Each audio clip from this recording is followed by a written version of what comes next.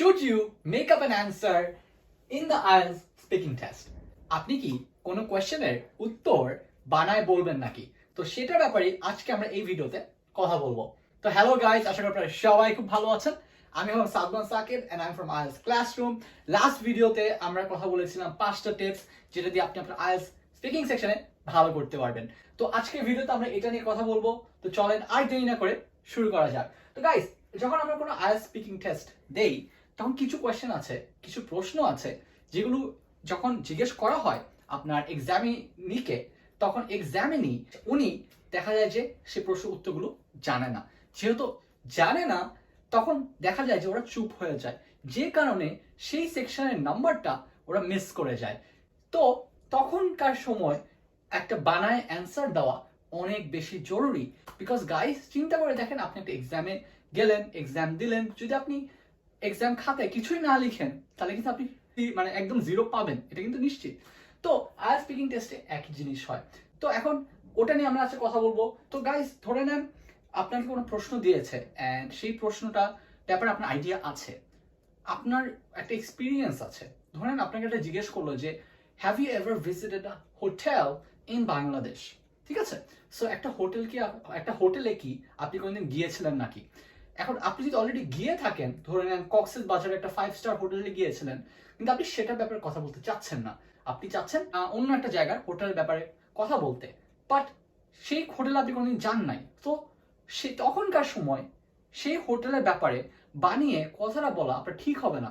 Because যেহেতু আপনার 5 star হোটেলে আপনার এক্সপিরিয়েন্স আছে, আপনি অলরেডি ওই 5 স্টার কক্সেস বাজার হোটেলে গিয়ে থেকেছেন, সেটার ব্যাপারে কথা বললেই আপনার সবচেয়ে বেশি লাভ হবে। বিকজ তখন আপনার মাথায় আসবে যে কি কি আপনি বলতে পারবেন, তাই না? So that's the thing. তো only make up answers when you don't know the answer to a particular question. ওটা আমার অ্যাডভাইস হবে, ঠিক আছে? তো এখন আমি আপনাদেরকে একটা এক্সাম্পল দিব। ধরে নেন পার্ট টু এমন একটা সেকশন যেখানে আপনাকে একটা প্রশ্ন করা হয়, যেখানে আপনার ক্যান্ডিডেটরা অনেক সময় দেখা যায় যে সেই কোয়েশ্চেনটার উত্তর দিতে পারে না। আর যেহেতু ওখানে আপনার প্রায় 1 থেকে 2 মিনিট কথা বলতে হবে পার্ট 2-তে in the IELTS speaking section, ওটা কিন্তু অনেক হার্ড হয়ে যায় if you don't know the answer to that question. So ওটার একটা এক্সাম্পল দিয়ে আমি আপনাদেরকে বোঝাবো যে আপনি কিভাবে বানিয়ে কথা বলবেন যখন আপনি উত্তরটা না জানবেন। ধরে নেন দ্য কোয়েশ্চেন, পার্ট 2 কোয়েশ্চেনে আপনাদেরকে একটা কিউ কার্ড দেওয়া হয়েছে, বলেছে যে টক অ্যাবাউট আ কান্ট্রি। তো ধরে নেন আপনাকে কোয়েশ্চেন করেছে যে talk about a country that you have visited before. আর যেই 3টা মেইন পয়েন্ট, ধরেন 3টা মেইন পয়েন্টই দিয়েছে আপনাকে কভার করার জন্য। সো যেই 3টা মেইন পয়েন্টের ব্যাপারে আপনার চিন্তা করতে হবে, চিন্তা করে কথা বলতে হবে, সেটা হলো which country you visited and why. আপনি কোন কান্ট্রি ভিজিট করেছেন, কোন দেশটা আপনি ভিজিট করেছেন অ্যান্ড কেন করেছেন। ওয়ের ডিড ইউ স্টে, আপনি কোথায় থেকেছেন যখন আপনি ওই কান্ট্রিতে গিয়ে ভিজিট করেছেন। So and what did you like, আপনার কি পছন্দ হয়েছে সেই কান্ট্রিতে। সো সেই 3টা পয়েন্ট আমাদের এখন কভার করতে হবে।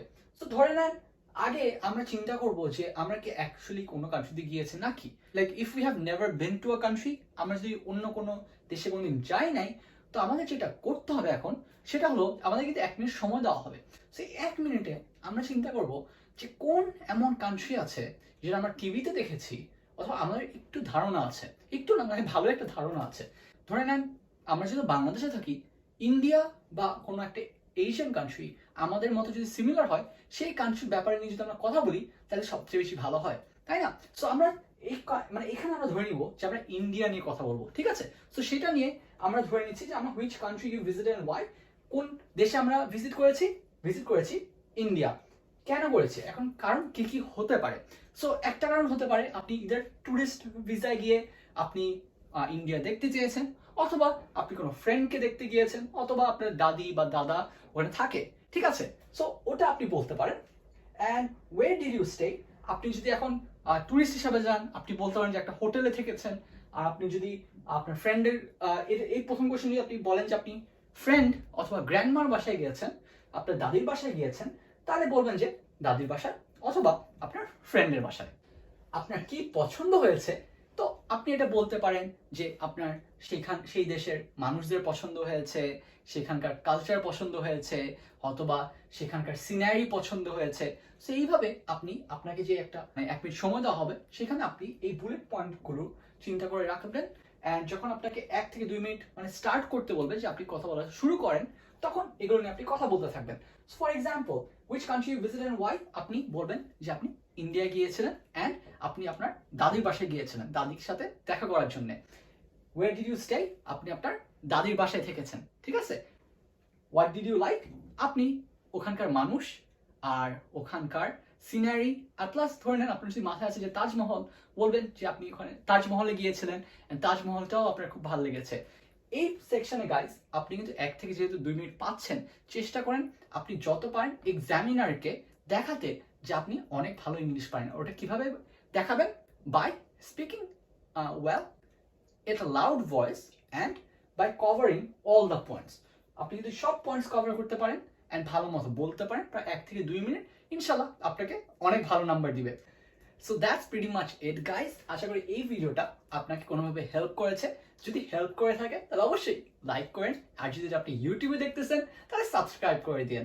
And if you have any questions তাহলে কমেন্ট সেকশনে কমেন্ট করে আমাদেরকে জানিয়েন, আমরা সবসময় আপনার কমেন্টের উত্তর দিব। And if you have any other questions that you want to ask us personally, তাহলে আইএলটিএস ক্লাসরুমে ইনবক্স করেন, ঠিক আছে গাইস?